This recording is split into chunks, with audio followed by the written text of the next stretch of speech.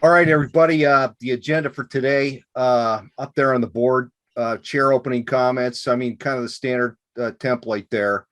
I got 5 minutes of admin items, and then Dean's team was starting to wander down a rabbit hole, and I want to see if I can help readjust where they were headed. And I figured if I was going to do that, I might as well blab to all of you. And there's some smart folks here on the line that might be able to add some additional thoughts to what I'll walk through as being the history of where we got to on this issue of geospatial data and how to think about it relative to security. And then we'll wander into small group updates, and then we've got a stack of stuff to talk about in updates and open discussion. And finally, of course, wrap it up. Does anybody have anything that they would like to plug in to, the passed around agenda, expand on anything? Going once, going twice, gone. Our fearless leader takes the floor. Okay, thank you.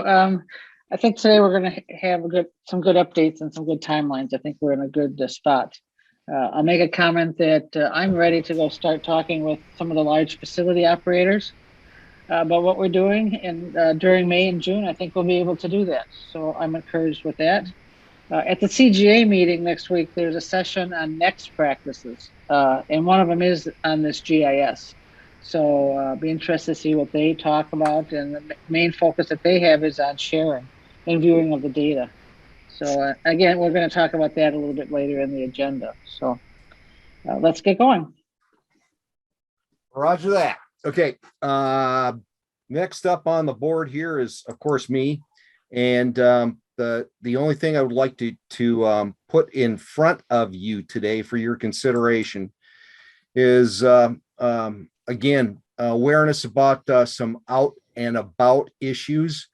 For those of you that may not have been aware of it, one of the participants in this effort, Jeff Zeiss, who's up in Ottawa, Canada, just chaired the subsurface utility mapping strategy forum.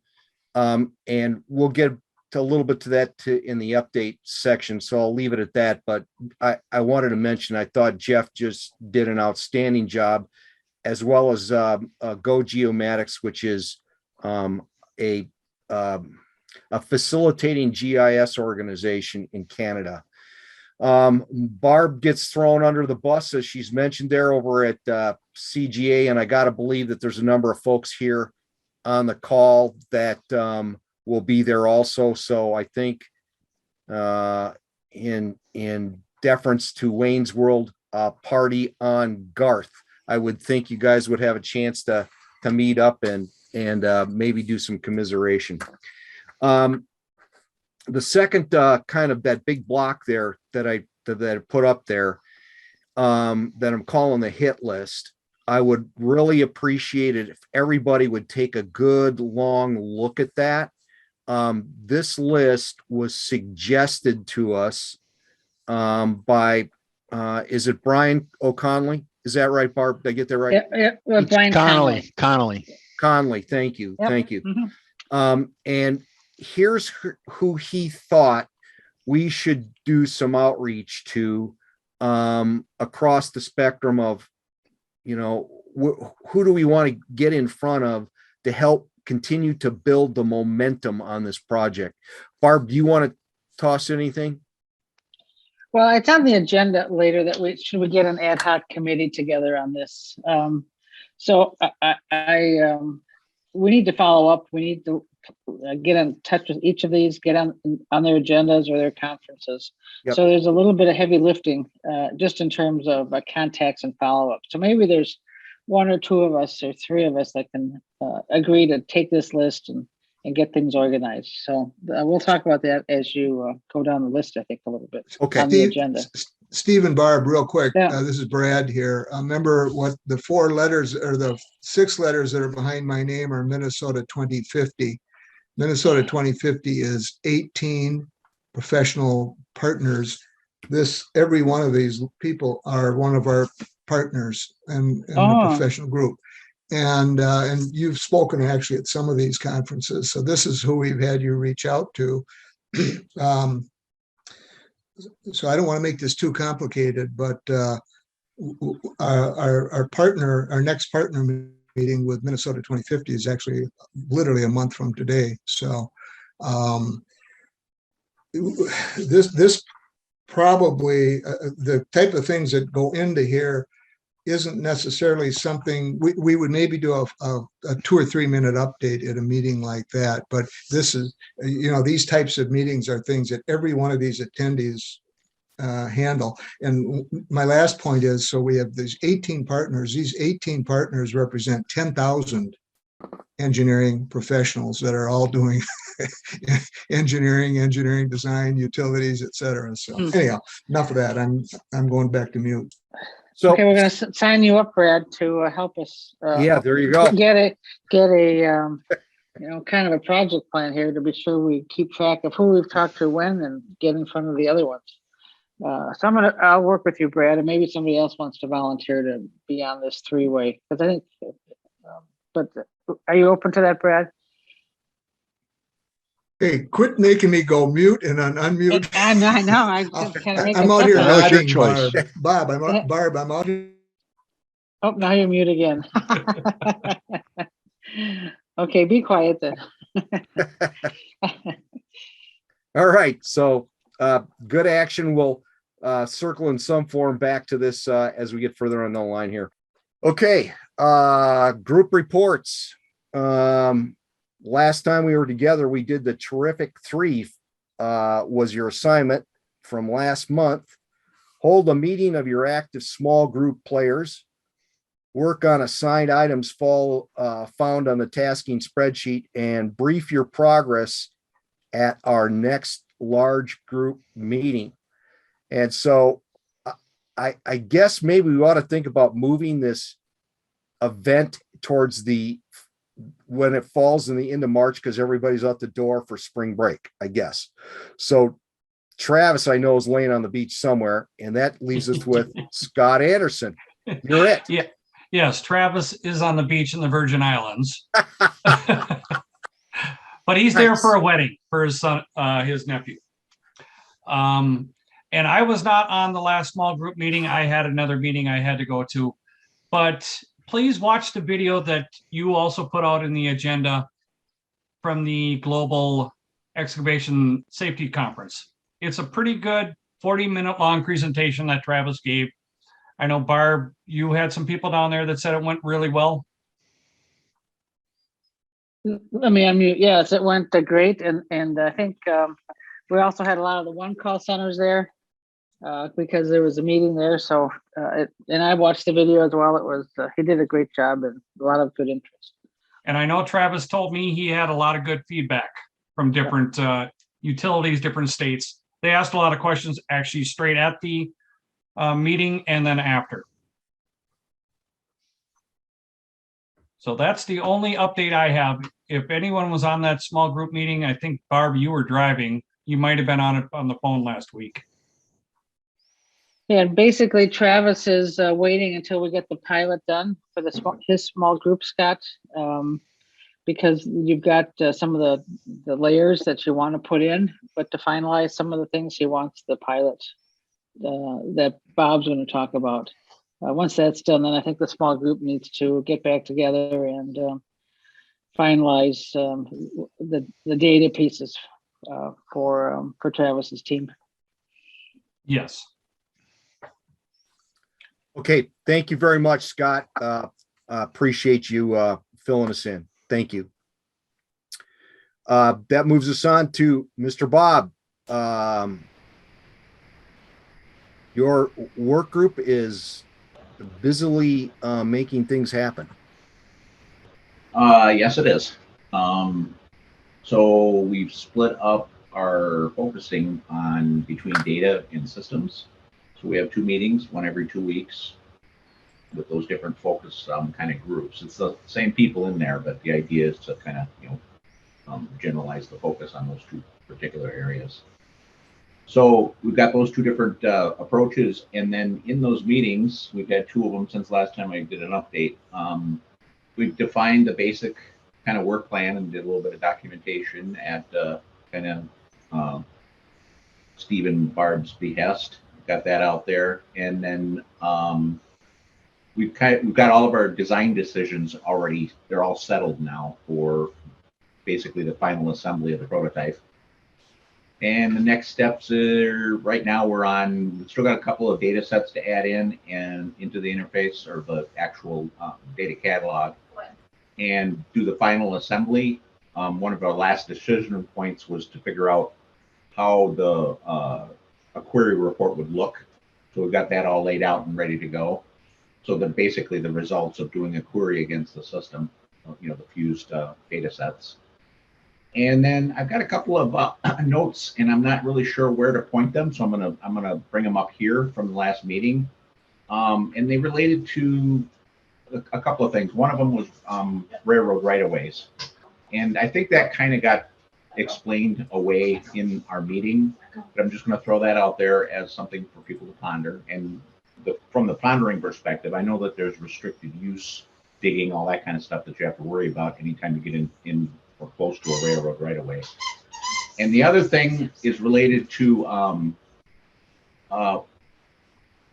actually, there's a few things. So there's something called the Wellhead Protection Area, or WIPAs. There's something called WSMA, which is a Drinking Water Supply Management Area. And then there's another thing called an Emergency Response Area. And all of these areas have some kind of a restriction associated with them for digging. And what I'm throwing back at the group here is like, do I need to worry about any of this? And all of that kind of stuff came out of the question that I had originally put to the group about parcels versus, public right-of-way versus private land, which we did decide was an important thing. So we're going to add a right-of-way layer into the base system as well. But these other things kind of popped up as a consequence of our last meetings. So that's where we're at right now. We're on track to probably have a first review version of the prototype in about 3 weeks. Okay, we're looking forward to the review on April 22nd. Yeah, me too. And then at this meeting, the Thursday after, right? Yeah. Does anybody on the call have any input for Bob on the right-of-ways or the emergency response wellheads? And I didn't capture that other one that started with a W. No, it was the drinking water. Oh, okay, drinking water. Yeah.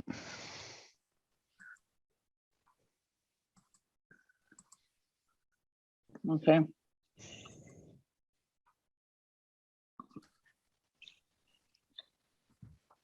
So we need to give Bob some direction on that. From a one-call ticket standpoint, Bob, we don't call those spaces out at all. Okay. The excavators, as they do their projects, I'm sure they have to know all about that. Whether they do or not is another question. I'm going to leave them in the notes and then just kind of as extra stuff right now. Okay. That will probably follow up, in kind of a later phase. They seem like they're important enough to leave in there for one reason or another. We can kind of formally decide at some point that we don't need to mess with them. But. Okay, but yeah, keep tabs on them, right? Bob, do you have the right-of-way information for all the railroads? Is that part of why you're asking? Well, the reason that I asked the question that way is I actually separated out all the railroads in the city of St. Paul when I put our parcel data set together. And basically I used our licensing because all of our parcels that are owned by railroads have their names in them. So I had a mechanism to filter the data. And we have to do special things whenever we go and work in a railroad right away. We have to there's a whole procedure about letting them know what's going on, if we need a flagman, all kinds of stuff. So, that's why I brought it up. Just personal opinion, I'm not an excavator or a facility operator, but I would think that if that's info we have and that we're able to make that available to an excavator, it would be valuable. Because in other conditions, they won't necessarily know that that's the case until they arrive on site. You get on site and you see right-of-way signs telling you that you're encroaching, and now you've got to as you said, go back and take all these additional actions.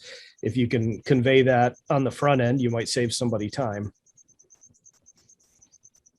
Yeah, I'll have to kind of research what information is available from the parcel stuff that I do have. I did find the parcel information for Lyon County, so I have that available for our test area, and I'll look through that and see if the database contains enough to filter the railroads out by, and then I'll just color code them. And I just, wouldn't think of it as, oh, sorry, go ahead, Bob. well, just railroads are also not exempt from needing to call in a ticket. So just so you know that. Okay. Any questions? Any more questions or comments for Bob? No, it's exciting to see that in a few weeks. Okay. Outreach, we've got a couple of items that will beat up later in the updates and miscellaneous, kind of yakking here. So it takes us down to regulations and security. Mr. Yeah, Dean's not here, so I'm standing in for him. Probably not effectively, but I'll do what I can. Summary of what's been going on. We've slowed down the pace on actual drafts of data sharing agreements. There's a couple things that have come up that we feel we should button down before getting any deeper into it. One of them is the concept of the sensitive security information that Steve touched on earlier. And through that conference with Jeff Zeiss, and the sense is on that. So, since then is that this isn't going to be the limitation that we were fearing earlier on. Another thing that's out there that's slowing us down a little is we now believe that the new revised guidelines, the standards for documenting existing utilities and the standards for the guidelines for sharing infrastructure on newly installed facilities, supposed to come out in about 2 months. We're trying to get an advanced copy of that, but we think that having that in hand will be important and will impact the preparation of any draft contracts. So we're sort of waiting for that. This Jeff Zeiss arranged for a video conference with representatives of the United Kingdom's underground or National Asset Underground Registry. I'm going to just call it registry.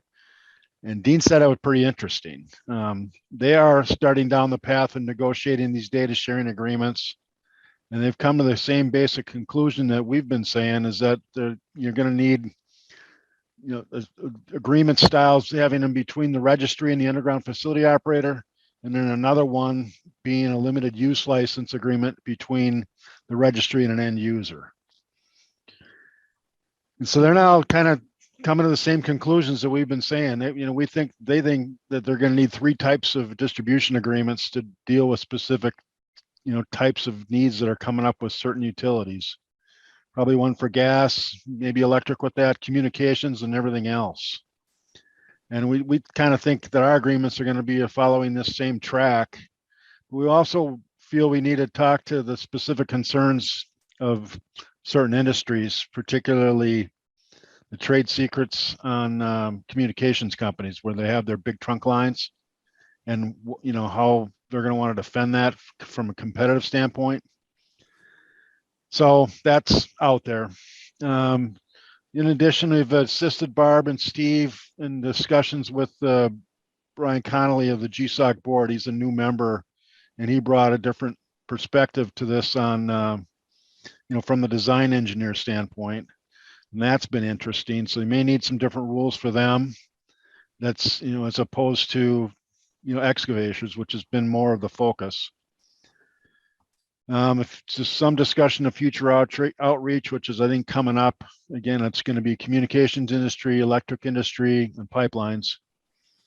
And then after, getting in touch with those constituencies, I think we'll be able to start putting together sample agreements to get reactions and start having things thrown at us and all the rest of it, because that's going to be the first step. There's always going to be angry at the beginning. You're hired. Yeah, well, we'll see. Like, let's fire Dean. That was outstanding. Well, after talking to Dean, meeting with Dean, yeah, he set this up for me. I'm just the mouthpiece. But I've been in on some of this.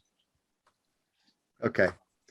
No, seriously, Anyway. thank you very much, Kevin, for the So fill that's in. what we have here for this segment for you guys to chew on. Appreciate it. Any questions and comments? I think what's the easiest way to say this? We're going to talk about this in a minute, but if we're developing a presentation for the facility operators to do a little roadshow in a few months, it'd be nice, Kevin, to summarize what you put together, because what you said today, we could put that in a nice succinct piece of the presentation. So we'll be talking about All that right, later. yeah, we could probably put it at about 4 or 5 slides and that'd be good. Mhm. You can Yeah, put it in wherever you want it or spread it out. But I think it would go together somewhere in your show. right, exactly. I think you're honing in on the issues and then getting those contracts. I wouldn't delay too much on the contracts, waiting a couple months for those standards. That seems a long delay to me, but. Well, and I'm concerned that they're not actually going to come out when they say they come out. If history's Well- any guide, because we've been waiting for these for a year and a half. Right, so I would push a little bit on getting something drafted. The guy's name is Meese. I'm sure he could send you hopefully he can send you something pre-release. So 2 months is a lot of time. Yep. Okay. Well, again, thank you, Kevin. Yeah, thank you. Anyway,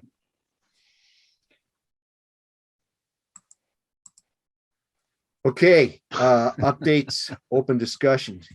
The world's gone to the dogs. All right, here's the listing. Barb, I think you're probably the most conversant, and do you want to fill folks in on the National Underground Asset Registry call? Yeah, and this, so we've talked with about 4 or 5 people from that registry, which is based out of London. I have my notes, but I won't go through them. They have about 12 companies that they've already got, I believe, signed up with use agreements. But what they're saying is that the heaviest lifting is getting companies to review and implement those intellectual property and sharing agreements. So they're putting a lot of time on that. The other thing they published back in November and they sent to us was a ROI analysis of if you invest $1 in putting the system together, or a pound, sorry, in their case, pound. They're pound back for to them, pounds. dollars for us. Yeah, they're back to pounds. So they always were on pounds. Yeah, They'd they get never 30 switched. pounds. Yeah, right. They never switched. So they'd get 30 pounds back in savings. And so what that prompted me to do is, as you see down on number 6, how do we, again, develop an ROI case as we build this presentation for utility operators? They're not much farther ahead than we are. They're just a little more advanced on the legal piece. So we get to piggyback on that. Anything else, Steve? No, that's good. I think that ties in one. It's important that people know that we're continuing to collaborate with them, and we see some real synergy in being able to operate, going forward. We get a little bit ahead, we can help them, and vice versa.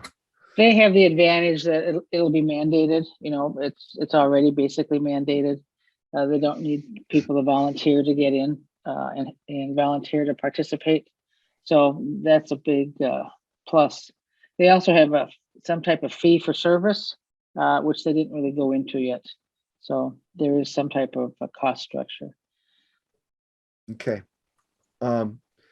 Second item down there is they have asked us in what we have seen from our ability to move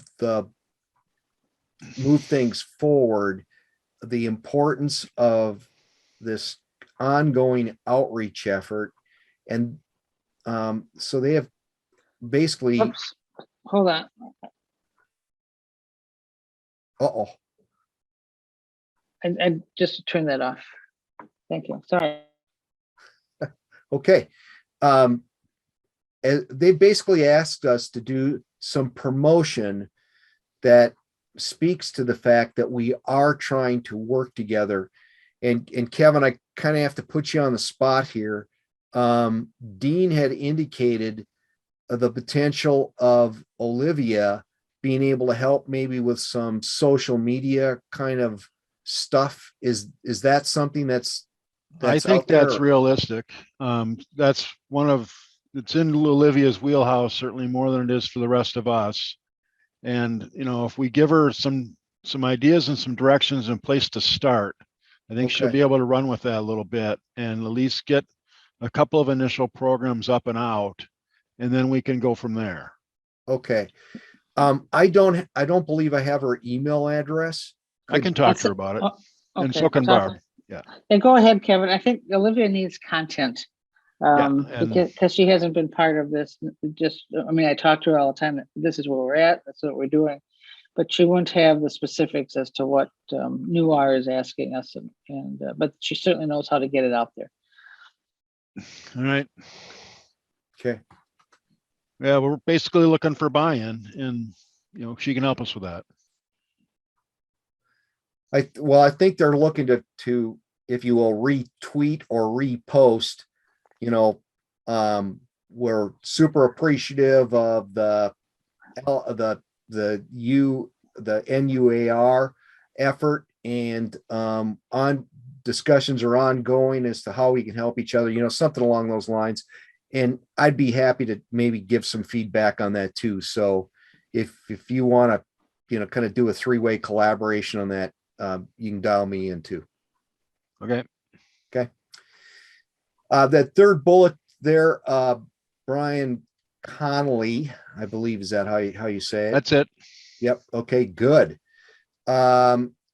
What came up out of that call that myself, Barb, and Dean participated in was some feedback that was very helpful in understanding that maybe the design engineer approach needs to be thought of a little differently than just providing geospatial data.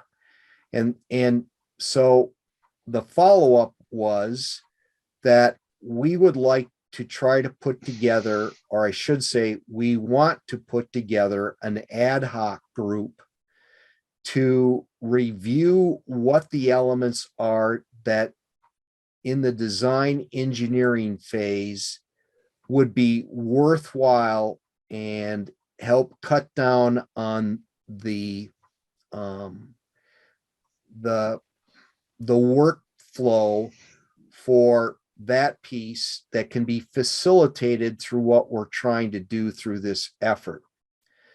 And that led me to think about Adam Franco arranged for me to be able to sit in on a discussion with their one call center down in Iowa, which had some of the elements to it that kind of bubbled to the top. That a feedback piece from Brian was that sometimes it's more important for them to have an updated contact phone number, as a simple example, than it is to maybe have access to a collection of data. So with that, Adam, could you speak a little bit to what you've got going on down there in Iowa? And I don't know, I might be off base on what I remember, but it certainly seemed to me like as we walked through that for Iowa, that there were some pretty impressive elements to what One Call Concepts had done. Are you I'm sorry, I don't recall the meeting that you're referring to. Was it related to the design request system? I believe so. Yep. Okay, so the design request system in Iowa, it is a custom development project. It's an independent system from the standard one call process. A design request is submitted, asking for records or maps to be sent back to the person submitting. That system is restricted to online use only, and it's only available to engineers and firms that are certified and provided direct access. The big part of that, you are correct, is the sharing of contact information. It gives them a list of all the utilities that are in the area that they've identified for the design. It provides contact information to them so they can follow up directly with the members who have lines in that area. And one of the nice features about that system is that once the design is complete, it allows them to convert that ticket from strictly a design ticket with no excavation into an official request so that it becomes an excavation ticket. That's probably about as much as I can say on that. If there's specifics you want me to cover, I can try No, to. I think that helps frame the thought that there may already be a working example of what that piece could or should look like. Yes. And I'm wondering, Adam, if we can twist your arm to maybe, if we can, the individuals that are on this call, if maybe one or two other individuals step forward to be able to kind of explore this topic in more depth based on, first of all, the feedback from that Brian gave us, and then secondly, what you got as a working example for folks to look at. Absolutely. We could do that in one of two ways. I could set up an independent meeting where we can do a demo and walk through, and at the end of that, provide sandbox access, which would be basically an offline version of the software. So you could go in and explore and see how it works. Or, if you wanted somebody to come and do a presentation at one of our existing scheduled meetings, we could do that as well. Either would be a viable option. It is a very it's a good parallel to what we're working on here, because you can actually build in automation through that system to send people links to maps. So it could become, an option for you to explore further. So Bob, did you follow this discussion? Yeah, I remember, the original time that we discussed it as well. So I don't see any disparities related to being able to I know, connect but up to the same setup. But you had also given us the feedback that in thinking about how you were pulling things together, that the engineering piece, potentially could be something that was thought of differently, if you will. Yeah, it will need to be thought of differently, because I'm thinking that an engineering request is just going to last longer than a typical dig one would. The cycle time will be much longer, so it'll be trying to figure out how to have continuous access to the data over the term of the design process. The actual digging parts of it will be, I'm thinking, shorter cycled. Even when you get into the construction phase, you don't always dig the whole thing all up all at once, kind of thing. It's kind of sequenced out over time, where you have to do the marking, the digging and the marking and all that kind of stuff in stages. So I think the digging part of it is pretty well thought out. It's been used for a long time, but the engineering side of it is going to need a little bit more thought on how the data is accessible. Bob, that makes a lot of sense. I didn't really understand why you thought it was different. So it's really the access to the data. Yeah, it's the length of time, the updating, it's all of that. Yeah, you want to make it very easy for the engineers to get at the data, because if you do that, they'll likely use it. To come in and out, right? To have kind of a fluid window, or bounding box. But Adam, I'd like to learn more about the Iowa system. Sure. So sign me up. Yeah, Adam, I'm very curious in it as well, and I'd like to know how you guys define an engineer for access, because I know I do. My team works on a lot of projects in Iowa on like wind farms and solar farms, for example, where there's not an official PE engineer on my team, but we work with the owners of the projects to help them do, mapping and analysis to help them, engineer where they're going to run underground, utilities, through like private properties and stuff. Sure. Yeah, we could answer all those questions in the presentation. The general manager, Connie, who oversees that area, would be able to answer all those. I believe it is specifically restricted to licensed engineers, but there may be exceptions that the board is willing to make, and we could talk through that. Yeah, so I'm curious, because we do a lot of directional drilling and boring and stuff too, where, it's nice to be able to plan those projects, knowing the information prior to making a one call and having 2 days to analyze it with the spray paint still fresh on the ground? Sure. Yep. Well, and I'm also thinking, how do we bring, if once we see it, how do we bring that to Minnesota? If it makes sense, because I think we do have to do the designers different from a one call process, as well as the access of data on the Fusion view. So I think this is a great focus on these design engineers. So Barb, what do you think about schedule? Adam, do you think we could schedule for our next meeting, which we'll get to it later. I think it's April 28th, if I remember off the top of my head. Do you think it would be possible for us to get, the 20-minute or 30-minute dog and pony show for that? Yeah, absolutely. I will do my best to get Connie to do that. If she's otherwise occupied, I've got several other members of the team who could step in and do the demonstration. I think that'd be insightful for the rest of the team. And then in the interim, if we could, so that we stimulate the discussion when we come back to that, are there, I'm thinking, Barb, do you think Brian would be willing to serve on this ad hoc team? He is extremely busy because we had a Okay. hard time just getting it. I think if we Okay, come up with check-ins with him to Okay. say, this is where we're headed, we need your input on this or that, he'd be more than willing to do that. But just to attend all the meetings, I know he is in a brand new job. And like I said, we had a really hard time getting him, okay. even for our 1 hour. I meant it more as being, this commiseration, which I would, Adam, would you be willing to serve as the lead on this ad hoc team? Sure. Yeah. What is, Yeah. and the ad hoc team is just focusing on the engineering side and Yep. design side. Okay. Mhm. Yeah. I can do Is- that.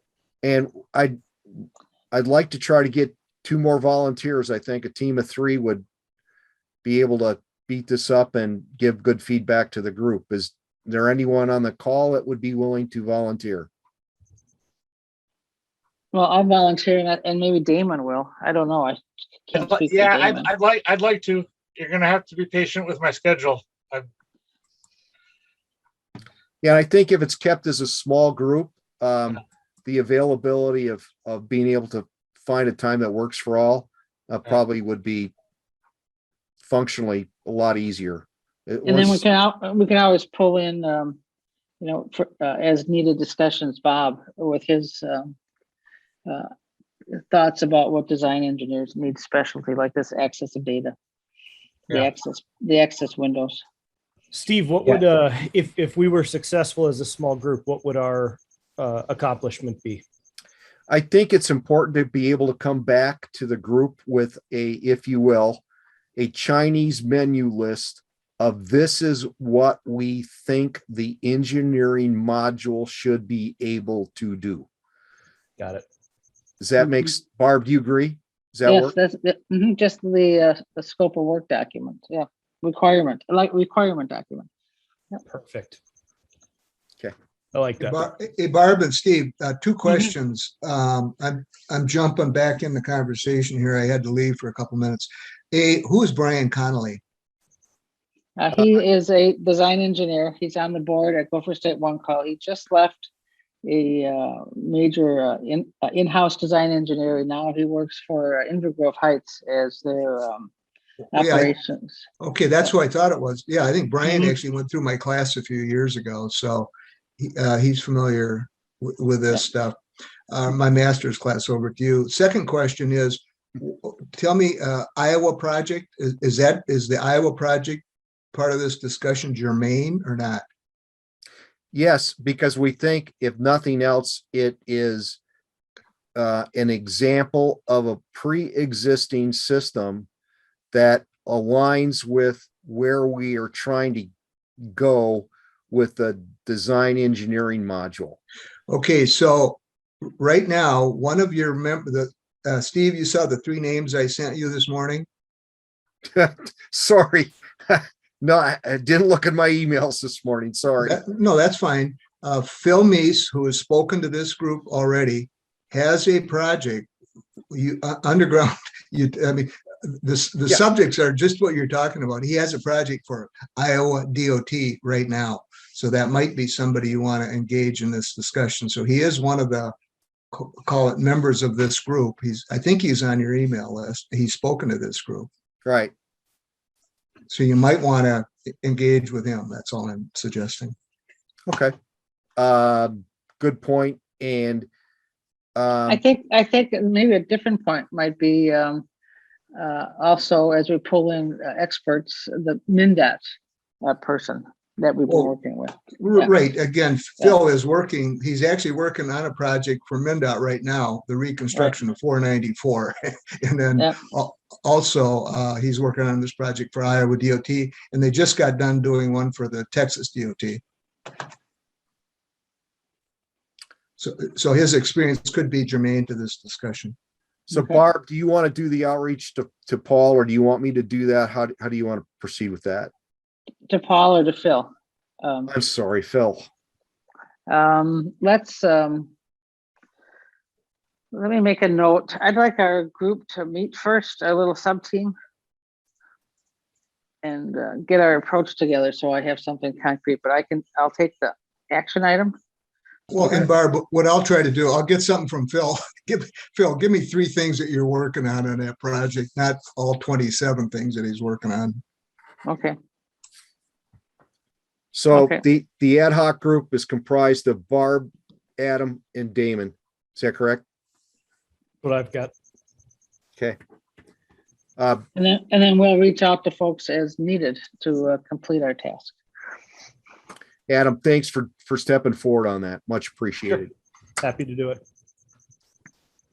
The next item down there is the subsurface utility mapping under forum. And for those that weren't able to attend it, as I've posted here, there's the link that takes you to Go Geomatics, and you'll just have to look for the squiggly logo, multicolored, and all of those presentations are on there. And I think one of the more fascinating ones that I saw was Peter Batty's on artificial intelligence and how it was pretty amazing, where you're just pointing the camera at something, and in total, you're getting the entire lay of a piece of underground infrastructure being mapped in. It's amazing. So anyway, they're all up there, and I was hoping that Jeff would be here to blab a little bit. I also watched the one from Singapore, which was pretty interesting, and across the spectrum. So anybody else that attended, do you have comments about that event or how to think about it? Yeah, I attended quite a few of the sessions as well. The 2 that you mentioned, I had to go out to a meeting, but it's well worth watching many of the topics. It really gave me a lot of ammunition to say we've really got to develop a good ROI case because there was a lot of talk of ROI during the 2 days. Yep. Steve, could you just repeat the name of the one that you said you liked? Peter Batty, Batty. Yep. And he does this whole thing on artificial intelligence, and it's it's pretty amazing. Wow. Okay. Yeah. So anyway, if there isn't any more discussion on that one, the next one down there. Sorry, Barb, I got to keep throwing you under the bus, but here you go. No, that's fine. That's fine. So the CGA has next practices, and so they're trying to help the underground technology, underground safety. So they identified 4 areas. One of them was electronic white lining.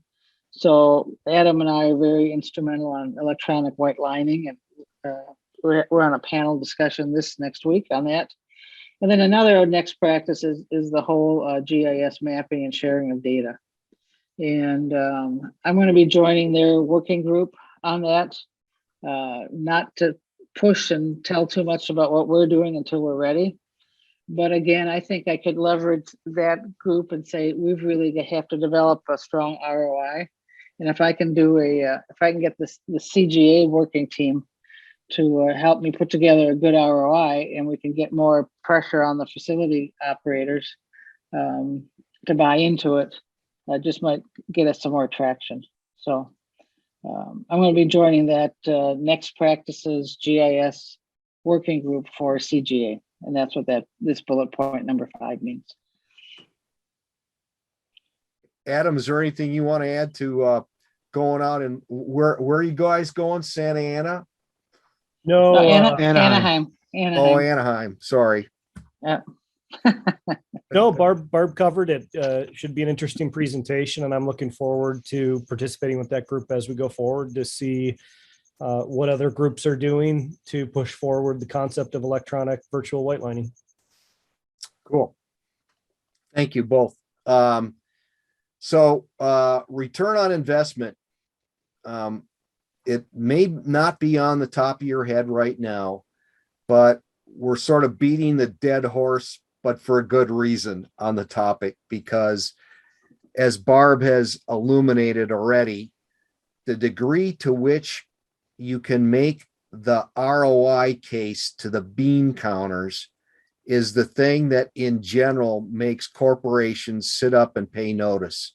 Because if they are, if you will, in a management position and are ignoring the opportunity to save money over the long term, people like that tend not to keep their jobs long.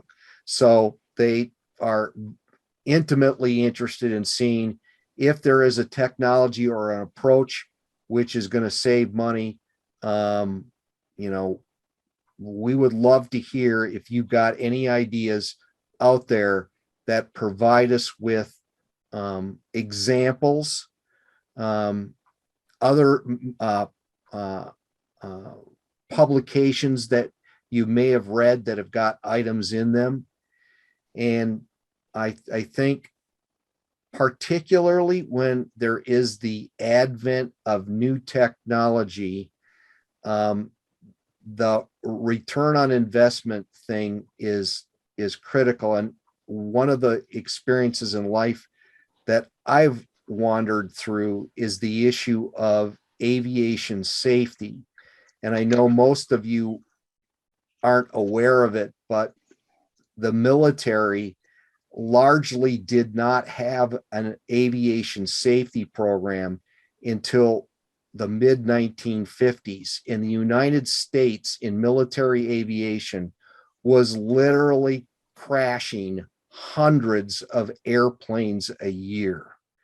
And the way that problem got driven down to it being only 30 or 40 airplanes a year was through an advent of a safety program. And it just took engaged people driving the effort and hawking the idea that if we can stop crashing airplanes, we can save a lot of money. So that's kind of my soapbox on this one. And if you've got any ideas, by all means, please let Barb or myself know. And we also have the Colorado DOT work where they show how many hits they eliminated. And I'm sure we could put a price tag on those reduction of hits. So those are two examples I know of, is the one in the UK, the one in Colorado. And I don't know I think France on Jeff's conference also had some return on investment data. Reminder, the WSB project that they just did over in Elk River, a savings of $10 to $20 million on a $180 million project, and saving of 1 year construction time with accurate 3D location of all the underground and then a conflict analysis. So that's another local project. Yeah, that would be great, Brad, if somehow we could get a high level summary of that. Yep. Is that something you could do for me? Yep. Okay. Thank you. That's great. Because I'm trying to put an outline. Have we actually had them? Haven't we had them come in and present at this group or not? I forget. I don't think No. we had them. I heard the presentation at that conference you had me present. at. Oh, that's So- right. Yeah. So I'm that's sorry. why Yeah. I'm familiar with it. Yeah. Yeah. Barb, I got a good memory. It's just short. Okay, so keep that one in the back of your head. Okay, and the last item on the updates and open discussion is gap analysis revisit. And I think I actually have no, I don't, I think it did pull a slide. Again, we're trying to make sure the antenna are fully up and, if you will, a radar flipped on. If there's anybody in this work group that has got a sense of you guys are missing, thinking about X, Y, or Z. A good example today was Tom DeWitt's offer of, hey, you guys need to think about the gas thing.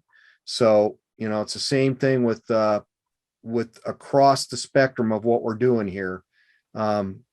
Please, by all means, if there's some place that you see we're missing a boat, we'd love the feedback, and you can just scribble a note and info copy Barb and myself, and we'll put it in front of the leadership group and figure out how to move forward with it. And with that, Barb, I think that's all we've got for the updates and open discussion. And given it's a frozen day outside Minnesota, I know people want to go skiing. Yeah, no, they want to go sit at the beach. No. Lake Nokomis or Yeah. Lake Superior. Just one thing, I'm going to put together an outline of a executive presentation.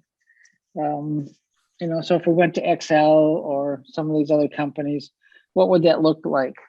And so I'd like to get some feedback on that once I get it going. I got some ideas today on the ROI piece of it. I think got some ideas from Kevin on the legal piece of it. But let me put that together, and we probably should talk about it at the next meeting. Barb, are you thinking about taking this to some non-damage prevention people side of things? Yeah, I want to talk to the appropriate people at Excel, Centerpoint, Connexus, Comcast, people yeah. that are key stakeholders in Minnesota. But I also want to be able to show them the pilots that Bob is developing, so we can get these things going together.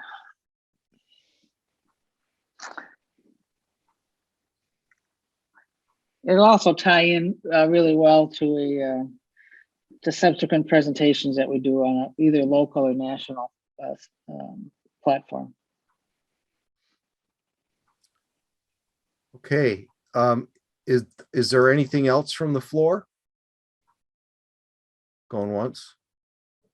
Going twice? Gone. We're done at historically early time. All right. There it is. So you have no excuse. You've just been given an extra half an hour in your life that should be deployed for getting together in your small group. So there you go. So next meeting, info goals, terrific 3. Once again, by the next time we meet, hold a meeting of your active small group players. You can even do Zoom from the Virgin Islands. I know this is possible. Continue working and discussing items from the tasking spreadsheet and executing on your plan for the year, and brief your progress at our next large group meeting. So next time we're getting together, it's going to go from this to this. So it's coming, everybody. I know it's cold outside today, but whatever. So April 28th, 2022, 1 p.m. We've already got a 20-minute presentation logged in from Adam. Thank you very much, sir. And a problem adequately stated is a problem well on its way to being solved. That's according to our Buckminster Fuller. Anybody got anything else? Okay, that's it, folks. Thanks for your time and your engagement. Appreciate it. Thank you. Thank you, Bye, guys. everybody. Bye-bye. Bye-bye.